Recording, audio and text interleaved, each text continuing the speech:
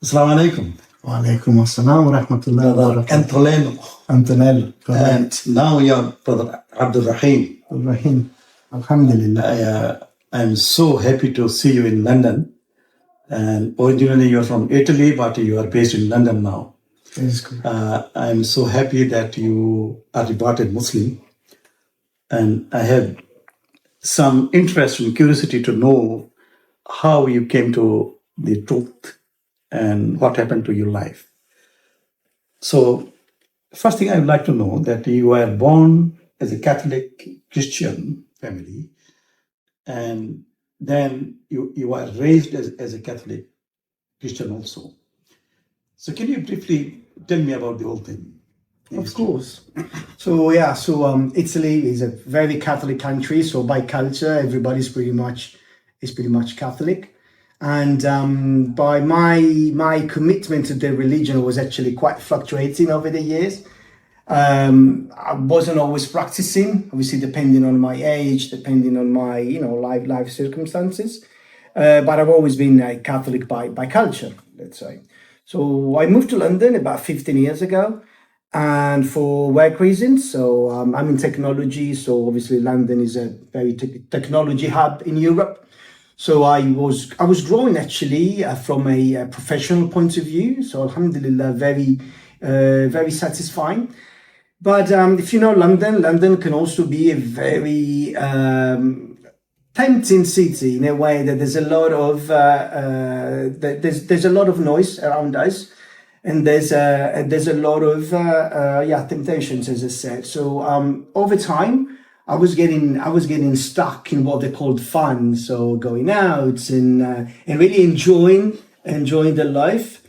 The more I did that, the more I felt something was missing from my life, because we're always chasing constantly, especially as young people, always chasing stuff that in London it's easy to find because it's a big city. So everything you can think of is there in central London. Right? All the fun. We call it fun. And then the more time passed, the more I realized that the fun wasn't actually fun. The fun lasted less and less and less and less. And you needed more fun to feel alive in a way. Then something happened. So I actually lost my job. So I lost my job, I don't know if you remember, about 2 years ago, technology there was a big collapse, a lot of problems in many countries. Big companies was actually letting a lot of people go. So I lost my job with a lot of other people in my company. And now in hindsight, I know that there was actually Allah subhanahu wa ta'ala telling me, you need to stop and think of what you've been doing. Because I suddenly had a lot of time in my hands, but alhamdulillah, I started reading about Islam. And there was no particular reasons, except for maybe Allah letting me understand, really, this is the time for you to stop. So I started reading books and thinking about Islam and going online and watching videos and comparisons of Christianity and obviously Islam, and trying to make sense out of it. All from yourself. Nobody. For myself, I didn't tell anybody, because I didn't tell anybody to know, because I knew that my friends would try to talk me out. My friends would try to say, "You're out of your mind. What are you talking about? You need to look for a job, but not to waste time reading about Islam, right?" So I didn't tell anybody. I didn't tell my family. I didn't tell my friends. And I realized I was the one talking myself out, or Shaitan was the one trying to talk myself out. And I was feeling in two minds. The more I read about Islam, the more it made sense to me. But at the same time, I had this constant waswas. They were saying, okay, you need to stop wasting time. Islam is not for you. You're Italian. If you want to learn about religion, go back to learn about Catholicism. There was a constant waswas. And it was bringing me really, really down. And then I started getting all these signs. Alhamdulillah, really big signs. And I'm saying physical signs. Every single time I had a doubt in my mind that Islam was not for me, I would get a sign. And I can give you an example. I'm going to say just one, professor, if you want. This one day, I remember going for a walk, because I was looking for a job. So obviously I had a lot of time, right? And especially because the economy wasn't doing too well. So after you apply for a certain number of jobs, that's pretty much, you're done for the day, right? I remember going for a walk and feeling feeling down about being interested in Islam. I said, why am I wasting so much time? Then I remember walking down the road towards a park, and I live in East London right here, and it's not like central London. There's quite a lot of how can I say? There's it's a bit dirty. There's a bit of rubbish in the streets. It's not so clean. Not so clean. So I remember walking towards the park, and I remember there was a bench. And I remember, and I saw something on the bench, and this is what I was telling myself: Islam is nonsense. Islam is nonsense. Islam is nonsense. Enough with Islam. I need to find a job. Leave Islam by itself. I remember coming close. It looks like a box, and I remember, okay, maybe it's like a box of chicken bones, normally rubbish, food or rubbish, because that's what you normally find near where we live, right? And then I realized it was actually a book, and I remember telling myself, if the book has anything to do with Islam, I need to take it as a sign, right? I never found a book ever. Where I live, there's never books, right? I get closer. There was a copy of the Quran translated into English.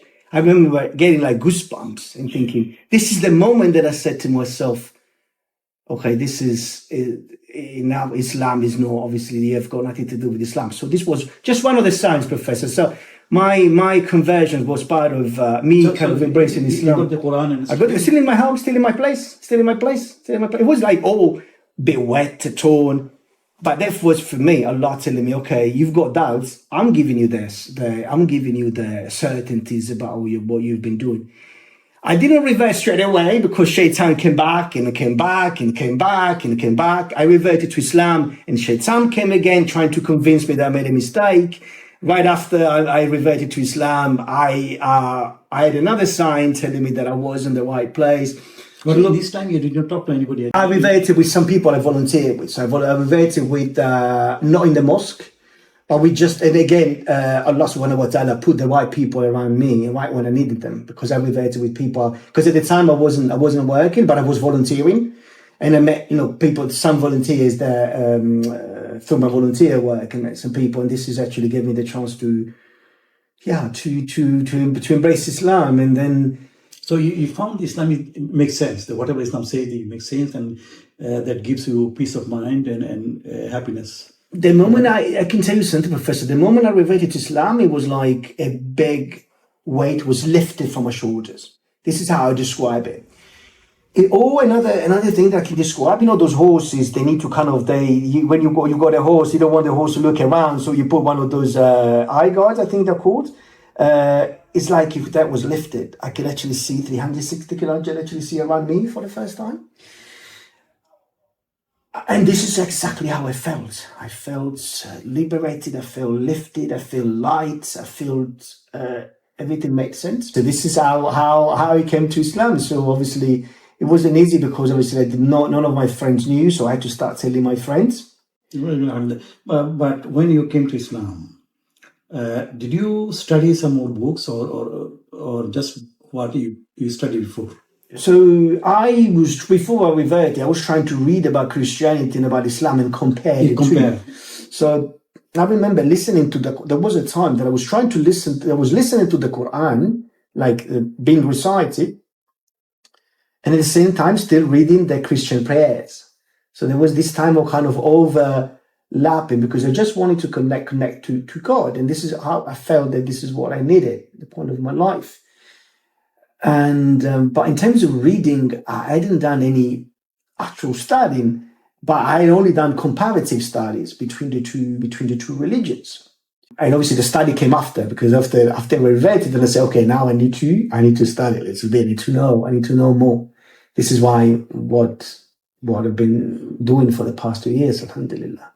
The one thing that Allah said in the Quran, وَمَا تَشَاءُونَ إِلَّا أَن يَشَاءَ اللَّهُ رَبُّ الْعَالَمِينَ, that you don't decide anything for you until and unless Allah decides that for you.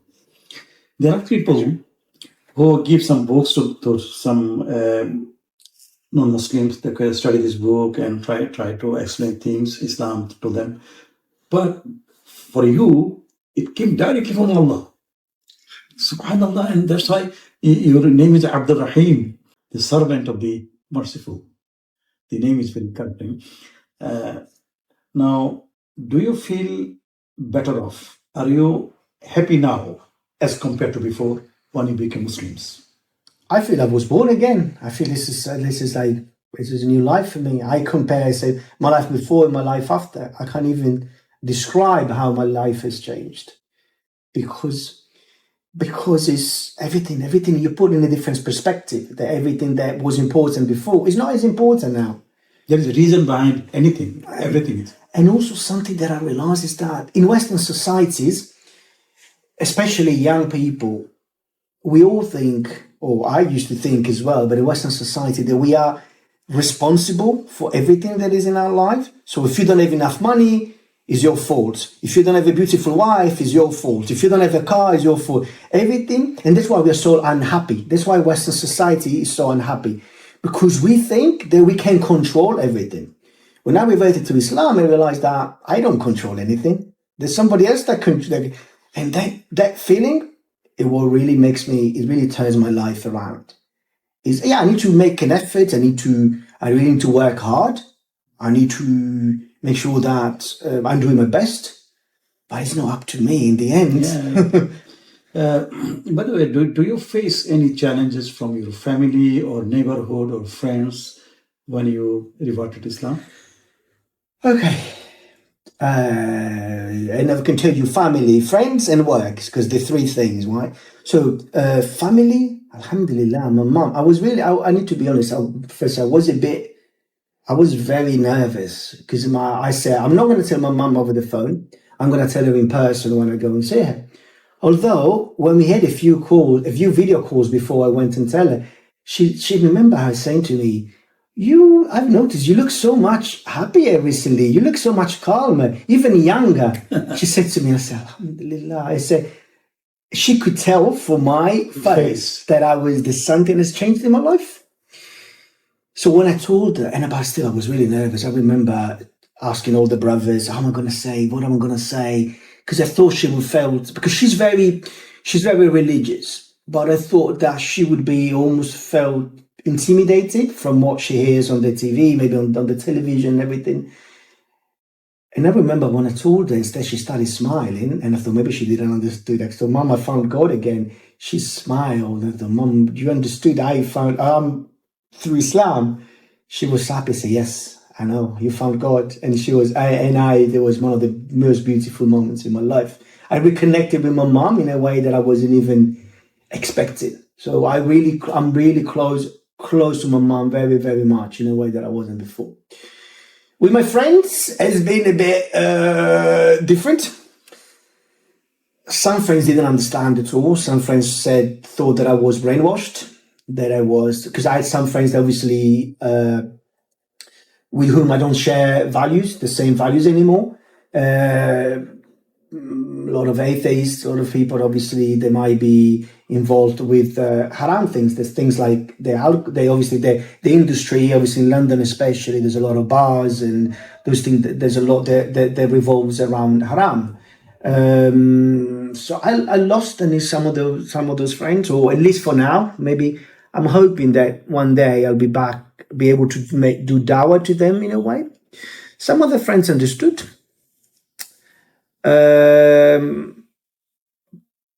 But to be honest, I think I'm happy, because I think this is I'd rather be with the right people in this moment of my life. You know, brother, your reversion is directly from Allah.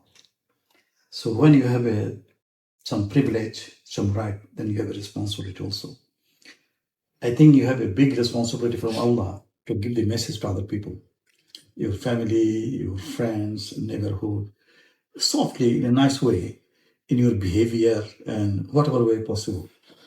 So do you have any plan about that, or already you're doing it?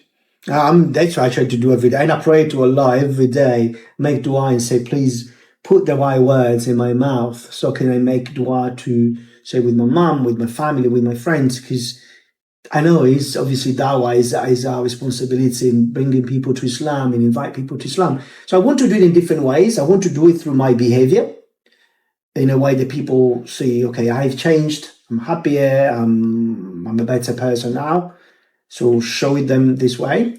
But also if I can, because obviously my knowledge is still very limited. Obviously I'm trying to study, but so I can't really engage in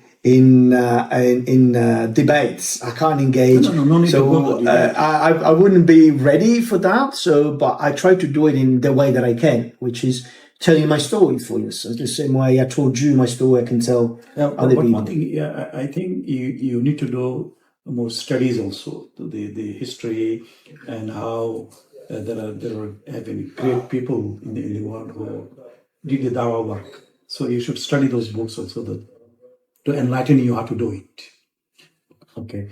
Now, do you have any message for the young people? Of a specific country or of any country? Anywhere.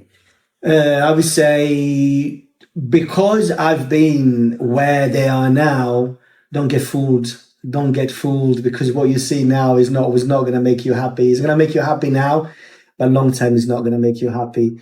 Try to find the truth. Try to take your eye guard off so that you can really and really seek for the truth. Thank you very much, brother, for your time and for describing everything what you have gone through, and you got the truth. So I would like to invite you to Bangladesh one day to come Inshallah. And speak to the people, the young people, that how we got the truth and how you're happy now. And inshallah, I hope and pray to Allah that you become one of the great people, like in the history of Islam, that calling people to Islam and rising to the further heights in Islamic scholarship. Thank you very much. Jazakallah. My pleasure.